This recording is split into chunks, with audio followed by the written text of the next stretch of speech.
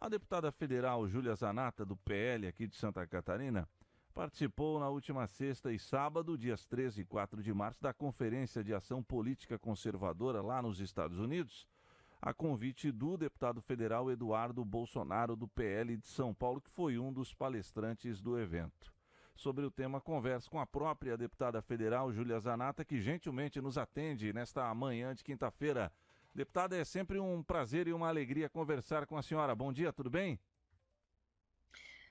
Bom dia, Heber. Bom dia a todos os teus ouvintes aí da Rádio Guarujá, de Orleans. Satisfação falar com vocês. Pois não, gostaria que a senhora falasse sobre esse evento que a senhora participou nos Estados Unidos, a Conferência de Ação Política Conservadora, deputada, por gentileza.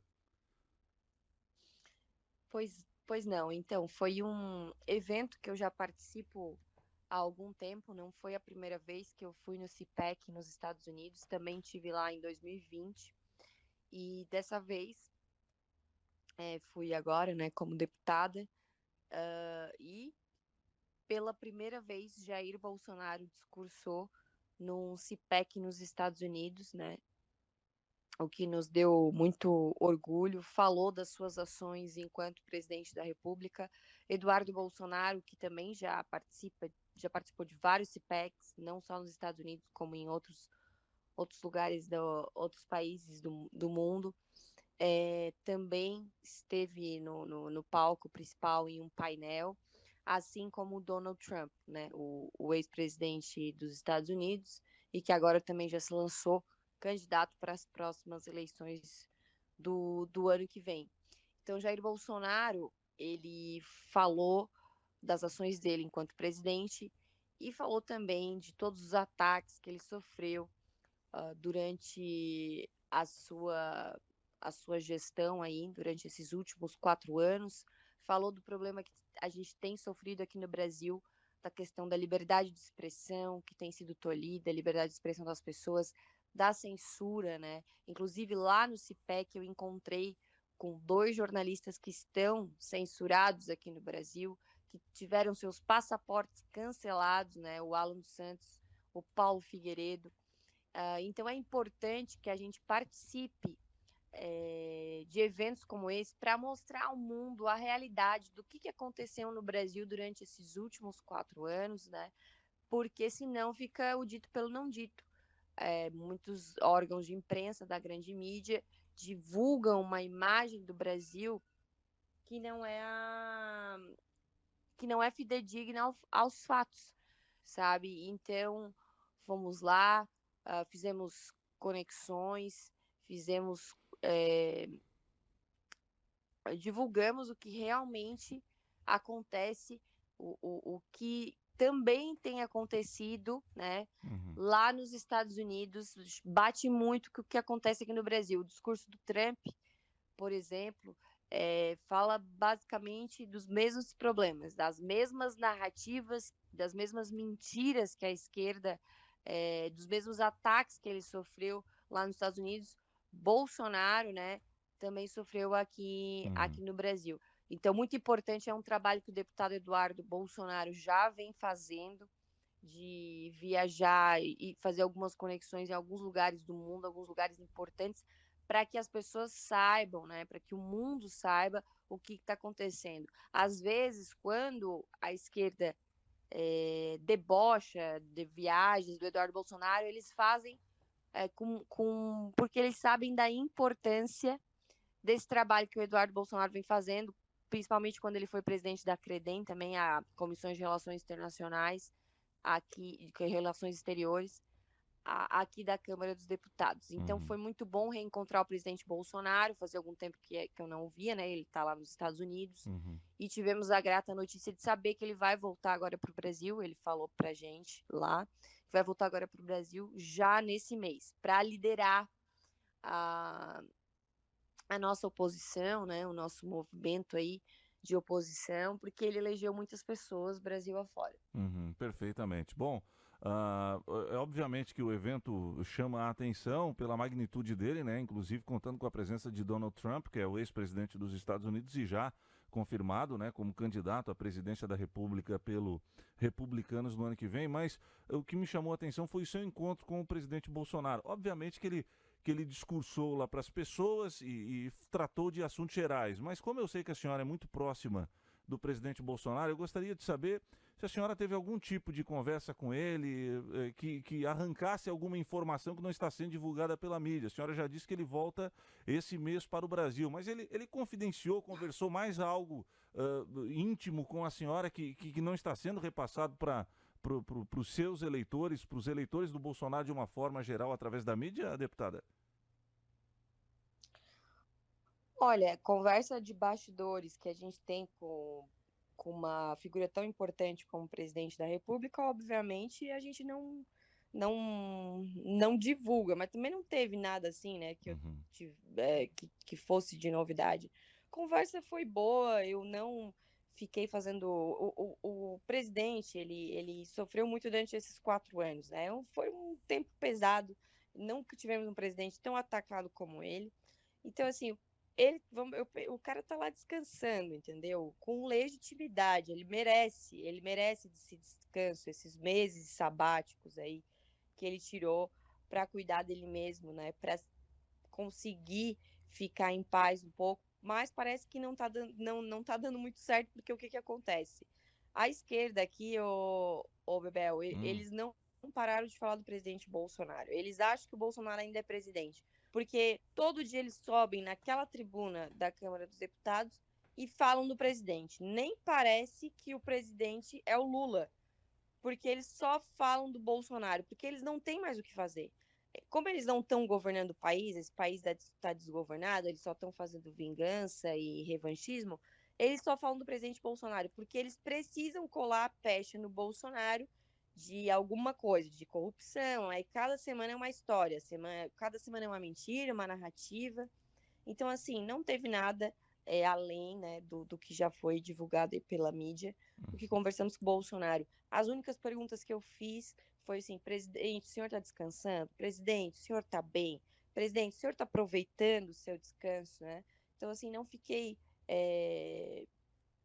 vamos dizer assim, forçando a barra com o presidente, não. Acho que ele merece esse descanso, merece ficar um pouco em paz, em que pese a imprensa não, a esquerda todo dia esteja inventando algo sobre ele.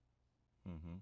Perfeitamente. 7h34, converso com a deputada federal Júlia Zanata. A senhora já está no Brasil e ontem, não sei se a senhora participou da sessão da Câmara, teve uma situação que envolveu o deputado também de direita, Nicolas Ferreira, com a deputada Tabata, se não me falha a memória.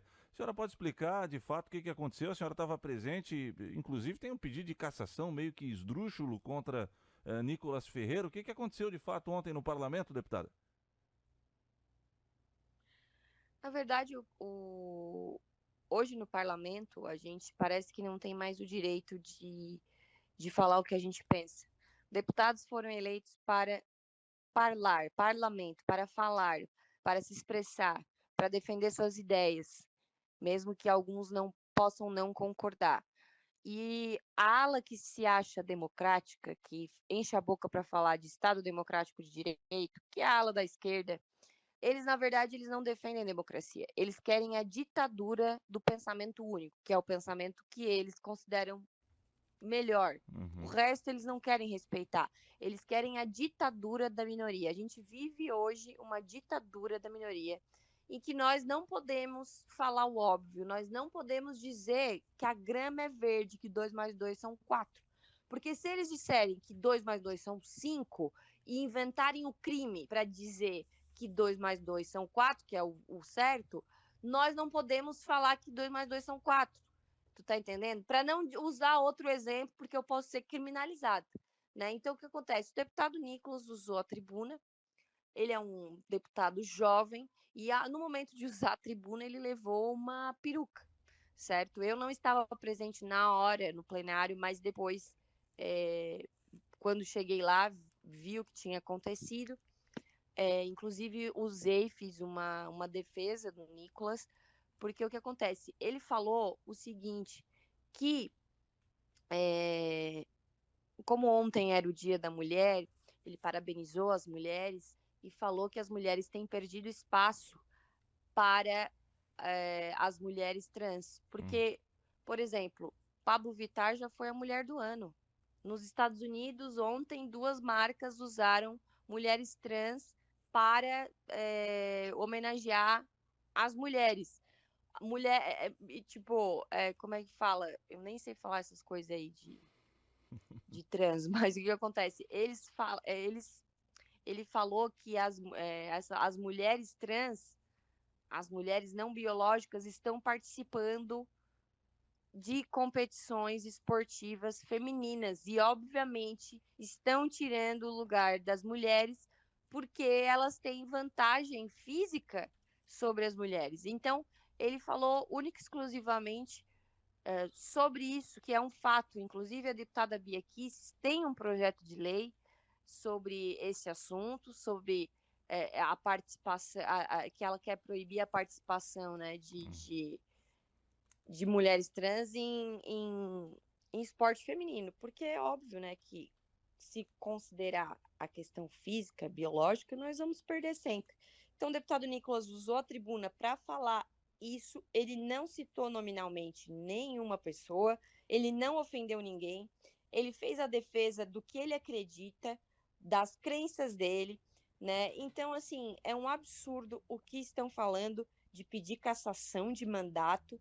Eles querem impor a ditadura da minoria deles e não querem que a gente fale mais o que a gente pensa, as nossas ideias. Se alguém achou esdrúxulo o que o Nicolas falou, olha, aguenta, saiba conviver com opiniões divergentes. Tem muita coisa que é falado todo dia lá naquela tribuna e que eu também não concordo.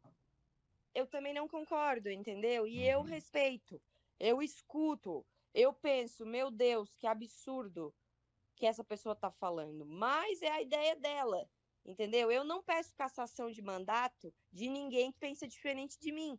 E é o que eles estão fazendo. Cada vez que alguém se levanta, e principalmente o deputado Nicolas, porque ele foi o deputado mais votado do Brasil, tem um apelo muito grande nas redes sociais, tem 6,5 milhões de seguidores, atinge um público que a gente tem dificuldade de atingir, os conservadores, que são os jovens. Por isso, eles querem tanto atacar o Nicolas.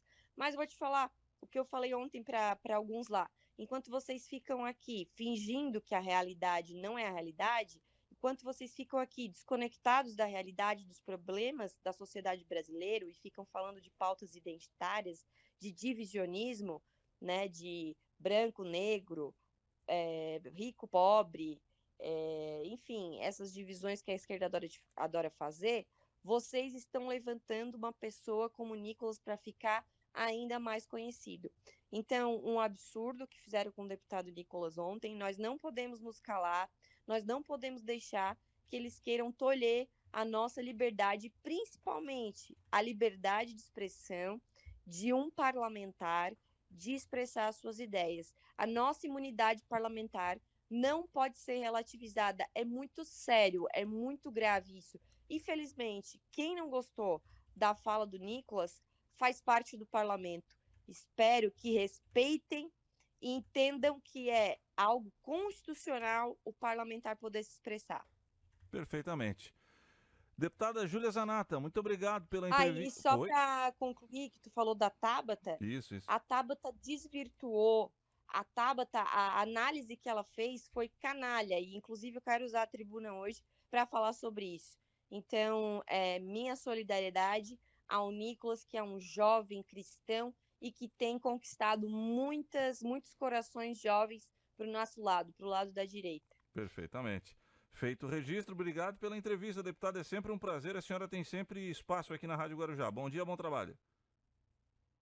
Um abraço também a todas as mulheres guerreiras. Parabéns aí pela nossa semana. Forte abraço. São 7h41. Aí a deputada Júlia Zanata. Ela é assim mesmo, né? Ela é combativa mesmo. Ela, para discutir com ela, o pessoal lá no parlamento vai ter que ter argumento. Ela joga firme.